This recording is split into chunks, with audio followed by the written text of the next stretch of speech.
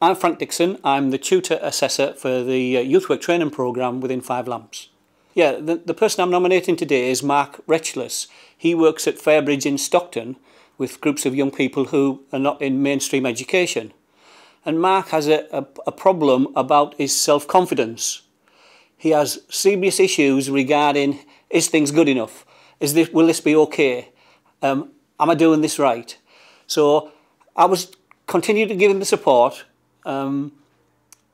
He was on the programme between March and December last year, and all the way through I continued to give him some positive feedback, and he built his confidence and he built his confidence, so much so that by the 1st of December 2011, 2 weeks before the deadline, we signed him off complete.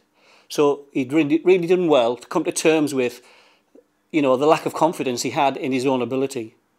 Over the last couple of years, I've decided to get into youth work. So I decided to do my MVQ in youth work because I wasn't so sure where I wanted to go really. But I find it good working because I've had a sort of a disability myself, at about hip and all. I wanted to help other people out. So what I wanted to do is I thought, how could I do that? So I thought, what I'll do is I'll help young people out who are worse off than myself, because that made me feel better.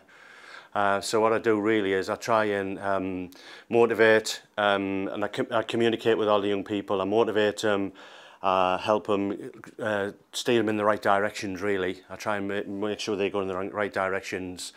So when Frank said to me about winning this, or put me up for it at the beginning, and then he said you've won it, I was thinking, oh, he's having me on. You know, he's really having me on here because I can't be winning this.